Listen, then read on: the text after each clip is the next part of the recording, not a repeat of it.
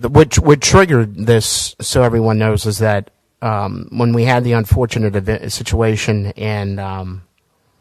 on the East Bank during the freezing conditions, and we had the death of the infant in the canal,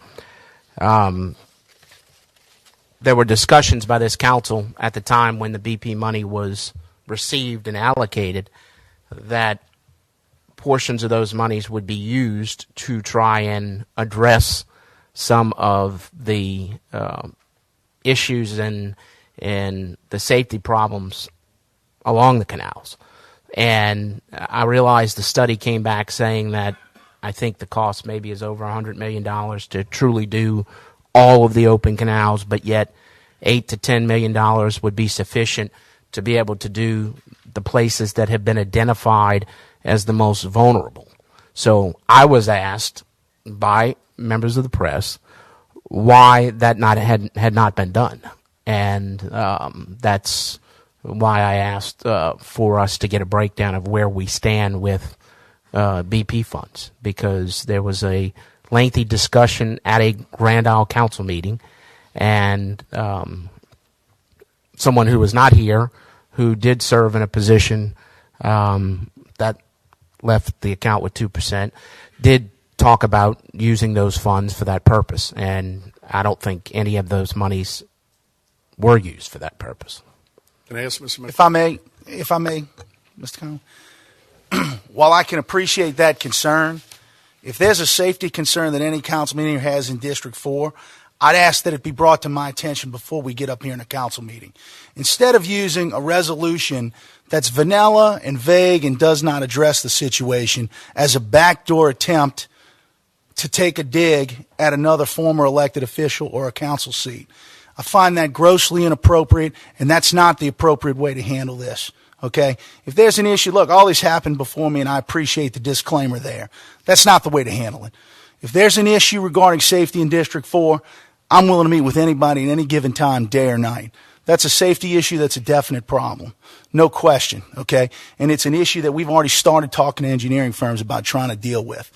But whether these monies could have been used for that or not, I can't speak to. But I can tell you, coming up here and using just a vague, specious audit of BP funds as the way to make that point, I think is a bit uncalled for, off the point, and really not what I believe we should be using our council days for. But that's just my one opinion out of 7.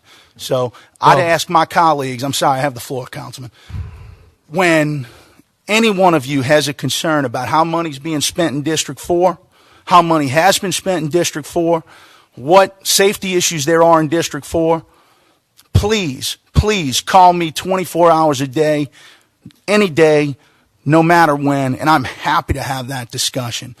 And I welcome that. I welcome any one of you that has a concern about that in the interest of transparency, government accountability, and most importantly, the safety of our residents. We all share that mutual concern, and I can appreciate that concern, Councilman Roberts. But to drop that on here today is really absurd, and that is not what this should be intended for. And if that's the way business is done in Jefferson Parish, I guess I got a rude awakening coming, because that's not the way Dominick Impastato does business. That's not the way I ran my council office in Kenner. That's not the way I will do it in Jefferson Parish.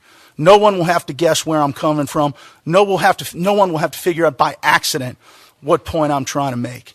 And if the concerns are that bad, if the safety concerns are so pressing to someone on this dais that it has to involve the media about the district that I represent, I would ask for the professional courtesy to be involved in that discussion. And I promise you this, every one of you will get the same concern and consideration from me. That I assure you. No less. That I promise. But I expect that up front. Councilwoman Lee Shang. Councilman Roberts. First of all, I don't decide who the media calls, okay? To my knowledge, I believe the media contacted Cynthia and I as at-large council members to speak on this issue. The reason I bring this issue up is because there was a very lengthy debate that occurred in Grand Isle when we were deciding on where these monies were going to be expended, okay? Because there was an argument attempting to be made by some of the coastal communities that the majority of the money should be spent on coastal restoration and hurricane protection. And the flip side of that was an argument made by other members of the council, some who are not currently serving, that the money needed to be allocated by district, with districts getting a certain amount, because there was a pressing need at the time to have guardrails installed on these canals. This is not fabricated. It's not made up. Every one of our council meetings are recorded. Every one of our council meetings can be looked at online. You can go back and pull it up. I clearly remember the meeting that we were at, okay? Point being is that votes were made on the allocation of these funds based upon the fact that the money was going to be expended to address some of the guardrail issues. That obviously has not occurred. I didn't know where any of this money had been spent. When I got asked that question by one person of the press, I said, I will ask for an audit so that we know where the money did get spent. And I think almost everyone on this council was sitting on this council at the time when those discussions occurred. So this isn't about trying to say catch you. The bottom line is we're getting asked that, at least I was getting asked, where the money got spent, because arguments were made at the time when the money was allocated that some of the money was going to be used to address the guardrail problem. Now, I think you know as well as I, as you just said yourself when you sat down, you've got 2% left. I don't know that any of it went to guardrails, but I can tell you I sat in a council meeting where discussions were made and arguments were made that the reason that the money was needed was for guardrails. So there's the issue. And if anybody doesn't remember, I'm happy to get you a copy of the tape. I watched it recently. And I think that's missing the point. The point of it is not what went on or didn't go on in a council meeting. As you say, that's blatantly obvious. There's no question what went on at the council meeting. What I'm suggesting to you, and maybe I need to address this to the media, they have my cell phone number. If you have an issue in District 4, please feel free to call me. Or maybe I didn't make myself clear when I was elected to this office. If any of you on this dais get a call about a concern for District 4, I, apparently falsely, would have assumed you would have directed that inquiry, or at least let me, out of professional courtesy as a colleague, to know there is a concern of what's going on in District 4. The reporter I talked to, I told them... I did not interrupt you. I told them... I'm asking that you not interrupt me. 4 or 5. Please do not interrupt me. Okay? I've shown you courtesy from the day I've been elected to this council. Not an ounce less than complete respect. To attempt to do this without even giving some forewarning of what discussion needs to take place is disrespectful. That's not an appropriate way to do business on this council. We wonder why the public questions the collaboration and cooperation of this dais. Exhibit 1 today.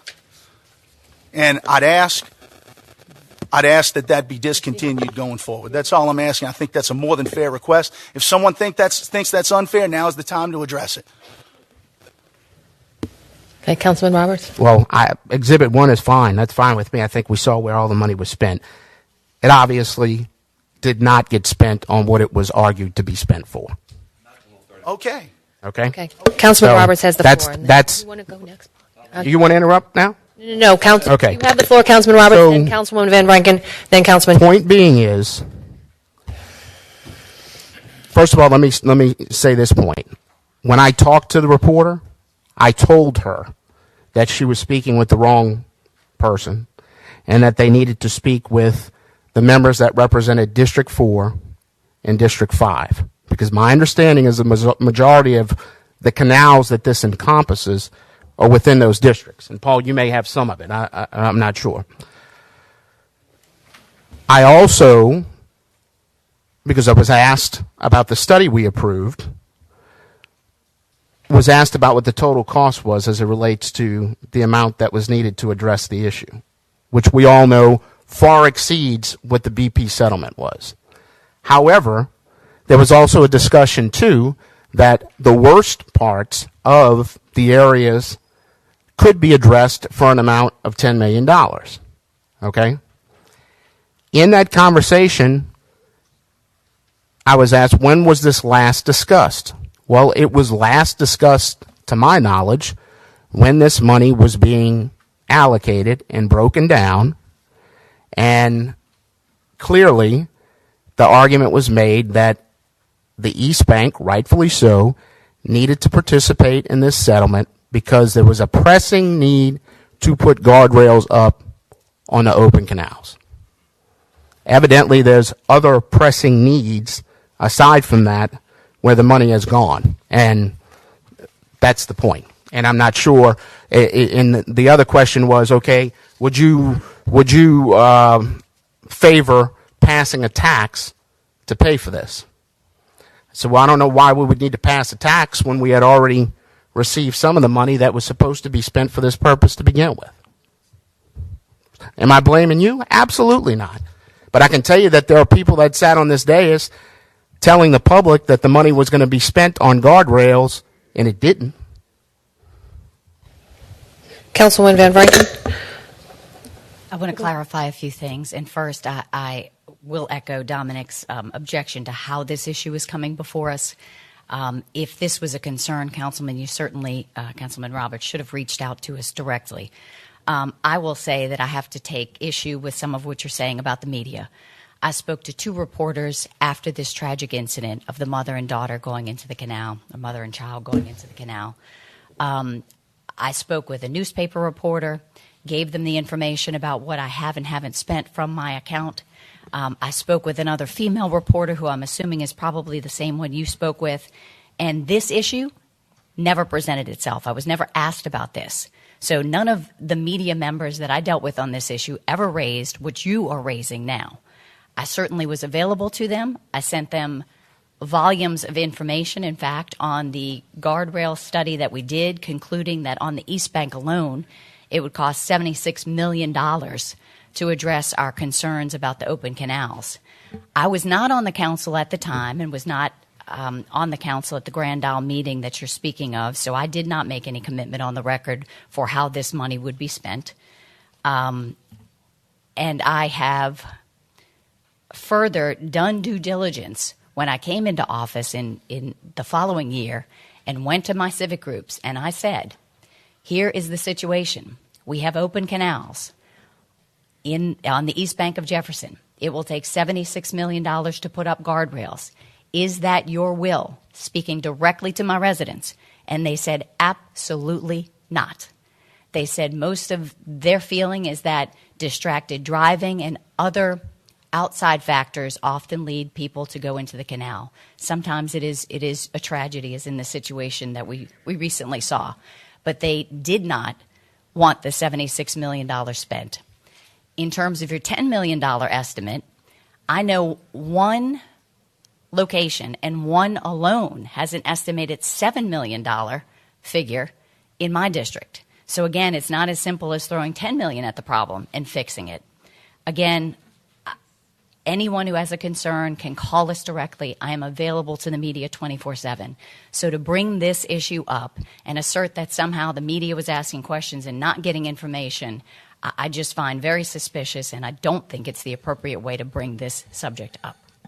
Council Chairman, if I may. Councilman Johnston was next. I just want to go back to what Chris said in the beginning. Just want to go back to what Chris said in the beginning about the $35 million we got back from the BP settlement.